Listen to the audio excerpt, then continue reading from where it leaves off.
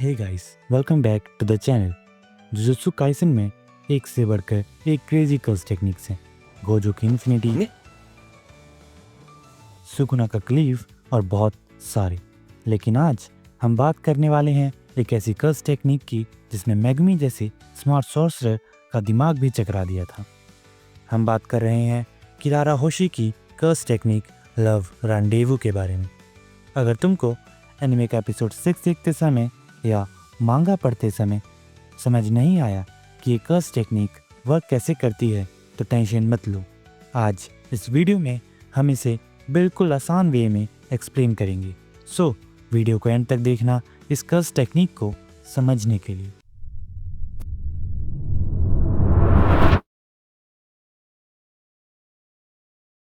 किरारा होशी Tokyo jujutsu high की 3rd year student है जो अपने पार्टनर किंजी हकारी के साथ मिलकर एक अंडरग्राउंड फाइट क्लब चलाती है। किरारा सिर्फ एक कूल लुकिंग कैरेक्टर ही नहीं, वो एक ब्रिलियंट स्ट्रेटेजिस्ट भी है। किरारा की कर्स टेक्निक किसी सिंपल फिजिकल अटैक या ब्लास्ट जैसी नहीं है, ये एक स्पेशल पजल है। मतलब ये टेक्निक फिजिक्स और लॉजिक के साथ खेलती है और ओपोनेंट को कंट्रोल करती है बिना उन्हें टच किए। किरारा की कर्स टेक्निक का असली नाम है लव रांडेवू। ये पूरी टेक्निक सदर्न क्रॉस कॉन्स्टेलेशन पर बेस्ड है। इसका कॉन्सेप्ट थोड़ा कॉम्प्लिकेटेड है, बिल्कुल एक इनविजिबल बोर्ड गेम जैसा। इमेजिन करो एक ऐसा सिस्टम जहां तुम सिर्फ रूल्स फॉलो करके ही मूव कर सकते हो। अगर तुमने रूल तोड़ा तो तुम अपने टारगेट के पास कभी पहुंच ही नहीं पाओगे। लव रांडेवू में टोटल 5 स्टार्स यूज होते हैं: इमाए, एक्रेक्स, मिमोसा, जीनन, गैक्रेक्स। इसका पैटर्न सदर्न क्रॉस कॉन्स्टेलेशंस से इंस्पायर्ड है।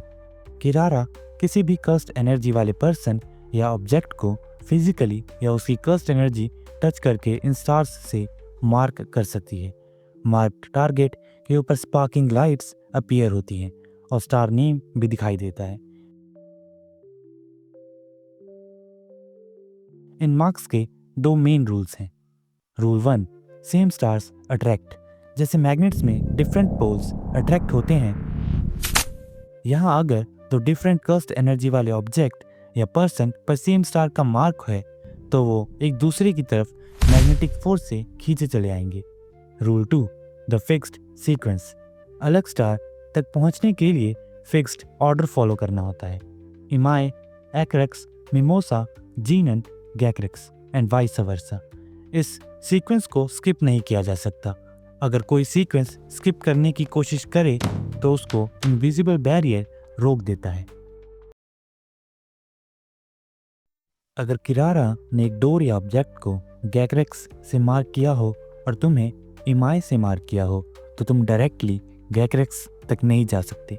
तुम्हें पूरे सीक्वेंस को फॉलो करना पड़ेगा, पहले एक्रेक्स, फिर मिमोसा, फिर जीनन, तभी तुम गैक्रेक्स तक जा सकते हो। अगर तुम डायरेक्टली गैक्रेक्स तक जाने का ट्राई भी करोगे तो तुम फिजिकली उसके पास नहीं आ पाओगे। इसलिए पांडा पहले मॉनिटर रूम तक नहीं जा पाया।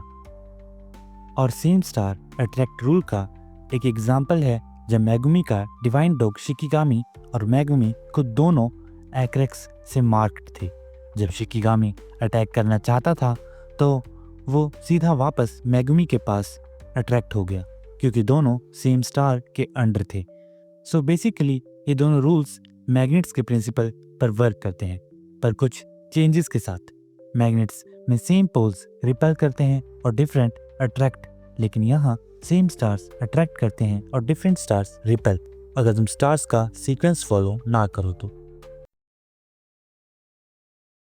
अब बात करते हैं कि लव रांडेवू कर्स टेक्निक सिर्फ डिफेंस नहीं ऑफेंस के लिए भी कैसे काम करती है। किरारा सिर्फ लोगों को ही नहीं, आसपास के ऑब्जेक्ट्स को भी स्टार मार्क दे सकती है, जैसे कार के डोर्स, पार्किंग ब्लॉक्स, बेंचेस या कोई भी हैवी चीज़। अब यहाँ इंटरेस्टिंग पार्ट आता है, जिस ऑब्जेक्ट और जिस पर्सन को सेम स्टार मिल जाता है वो एक दूसरे की तरफ ऑटोमेटिकली अट्रैक्ट करने लगते हैं। तो इमेजिन करो तुम फाइट कर रहे हो और अचानक मेटल के हैवी ऑब्जेक्ट्स खुद ब खुद तुम्हारी तरफ उड़ते आ रहे हैं, बिल्कुल होमिंग मिसाइल्स जैसे। एक सॉलिड एग्जाम्पल तब देखा गया जब किरारा ने मल्टीपल ऑब्जेक्ट्स को एक्रिक्स से मार किया और मैगुमी भी एक्रिक्स से मार्क्ड था। रिजल्ट, ऑब्जेक्ट्स सीधा मैगुमी की तरफ खींचे आए। यहाँ पंचेस या ब्रूट स्ट्रेंथ नहीं थी, प्योर लॉजिक और कर्स टेक्निक का स्मार्ट यूज था। और सबसे डेंजरस बात, किरारा फाइट के बीच ही स्टार्स चेंज कर सकती है। मतलब जो चीज़ अभी तुम्हारी तरफ आ रही है, नेक्स्ट सेकंड वो डायरेक्शन चेंज हो सकती है।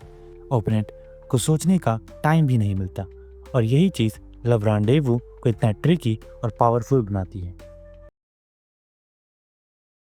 लेकिन यहाँ एक ट्विस्ट भी है। अगर ओपोनेंट सिर्फ स्ट्रॉन्ग ही नहीं बल्कि स्मार्ट भी हो तो लव रांडेवू की कॉम्प्लेक्सिटी खुद किरारा के अगेंस्ट जा सकती है। एग्जाम्पल के लिए, मैगुमी ने ब्रूट फोर्स यूज नहीं की। उसने अपने डिवाइन डॉग्स या हैवी अटैक्स के बजाय पहले रैबिट शिकिगामी का फ्लड छोड़ दिया। उसका पर्पस अटैक करना नहीं था बल्कि एक्सपेरिमेंट करना था। मैगुमी ने नोटिस किया कि कौन कौन से रैबिट्स किस डायरेक्शन में मूव कर पा रहे हैं, कहाँ इनविजिबल बॉल लग रही है और कहाँ फ्रीली मूवमेंट हो रही है। इसी प्रोसेस से उसने स्टार्स के नाम आइडेंटिफाई किए और फिर उनका करेक्ट ऑर्डर समझ लिया। जैसे ही सीक्वेंस क्लियर हुआ, जो बैरियर पहले इम्पॉसिबल लग रहा था वो इजीली क्रॉस हो गया। इससे प्रूव हो गया कि लव रांडेवू अनबीटेबल नहीं है, बस कंफ्यूजिंग है। इस कर्स टेक्निक की मेन वीकनेस ये है, अगर ओपोनेंट पैटर्न को डिकोड कर ले और स्टार्स का ऑर्डर फॉलो कर ले तो बैरियर्स का कोई मतलब नहीं बचता। और अगर एम्फेसिस सिर्फ ब्रूट फोर्स पर हो तो ये टेक्निक उतना इफेक्टिव नहीं है। सिंपल वर्ड्स में बोले तो लव रांडेवू पावर को नहीं, दिमाग को रिवॉर्ड करता है। जो सोच के फाइट करेगा वही इस टेक्निक को बाईपास कर पाएगा।